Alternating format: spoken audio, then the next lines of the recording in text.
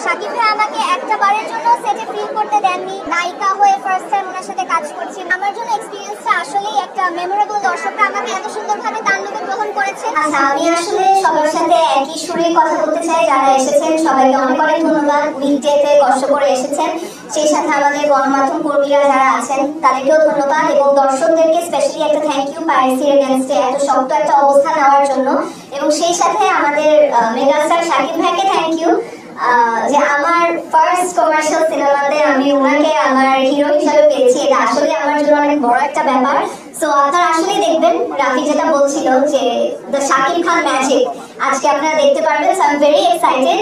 আমি যদিও সিনেমাটা আগে দেখেছি, বাট আপনাদের সাথে আবার উপভোগ করবো। I am very excited. এত গুণী গুণী অভিনেতারা, ওনাদের সাথে আমাদের দেখা হয়নি, তাই আজকে ওনাদের কথা বলে দিন বলে আমি অ্যাটলিস্ট মনে করি। আমার এক্সপিরিয়েন্স দুর্দান্ত।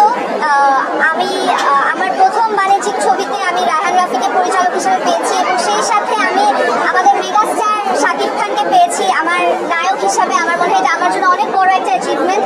এবং শাকিব ভাই আমাকে একটা বারের জন্য সেটে ফিল করতে দেননি যে আমি মানে নায়িকা হয়ে ফার্স্ট টাইম ওনার সাথে কাজ করছি। উনি এতটা গ্রাউন্ডেড ছিলেন এবং আমাকে এতটা সাপোর্ট করেছেন অ্যাজ আ কো-আর্টিস্ট যে আমি আসলে ফুল মানে কমফোর্টেবল হয়ে কাজ করতে পেরেছি। এবং সেটের সবাই যারা ছিলেন, প্রতিটা টিম মেম্বারও আমাকে এত সুন্দরভাবে ওয়েলকাম করেছে যে আমার জন্য এক্সপিরিয়েন্সটা আসলেই একটা মেমোরেবল এক্সপিরিয়েন্স হয়ে দাঁড়িয়েছে। রায়হান রাফির মতো একজন পরিচালক এই কথাটা বলেছে, এটা ডেফিনেটলি আমার জন্য অনেক বড় একটা পাওয়া। বাকিটা আসলে দেখা যাক ফিউচারে কি হয়। অবশ্যই চেষ্টা করবো ভালো ভালো গল্পের সাথে যুক্ত থাকতে। বাকিটা তো আমার দর্শকদের উপরে। দর্শকরা আমাকে এত সুন্দরভাবে তাণ্ডবে গ্রহণ করেছে। আশা করবো ভবিষ্যতে যে কাজগুলো করবো সেখানেও গ্রহণ করবো। আমি লিচু খুব একটা পছন্দ করি না, কিন্তু কিভাবে জানি এই লিচুটাই আমার এই ক্যারিয়ারে এত ইম্পর্টেন্ট একটা মানে ফল এবং হ্যাঁ, এবং এত সুন্দর একটা গান, তাও আবার তাই নাকি? লিচুর বাগান করার পর লিচুর বাগানটা কোথায় করছে? না, ও তো লিচুর বাগান করছে। লিচুর বাগানে পারফর্ম করছে, আমি তো লিচুর বাগান করি নাই। আমি তো আসলে কালকে যখন দেখছিলাম এবং দর্শকরা যখন লিচু বাগানে মানে এসেছে সিনেমাতে, তখন অনেক এনজয় করছিল। আমরা ইতিমধ্যে ইউটিউবে দেখেছি দর্শক কিভাবে পছন্দ করেছে, তারা ডান্স কভার করছেন এবং মানে ভিন্ন ভিন্ন ভাবে এই গানটাকে সেলিব্রেট করেছে। সো কালকে একদম ফার্স্ট হ্যান্ড এক্সপিরিয়েন্স দর্শকদের দেখে খুবই ভালো লেগেছে।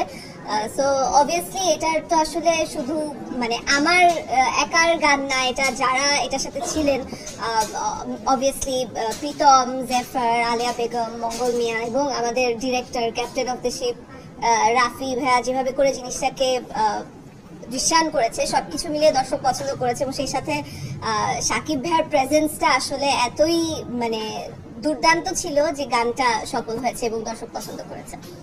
পরবর্তী সময়ে কিভাবে পাবেন এটা তো আসলে এখনো দর্শকদের উপর ডিপেন্ড করে, এবং সেই সাথে আসলে আদৌ রাফি ভাইয়া তার অন্যান্য সিনেমায় আমাকে কাস্ট করবেন কিনা, কিংবা আমাদের যিনি এই যে সুপারস্টার প্রডিউসার আছেন উনি তো সামনে আরো অনেক অনেক সিনেমা করবেন।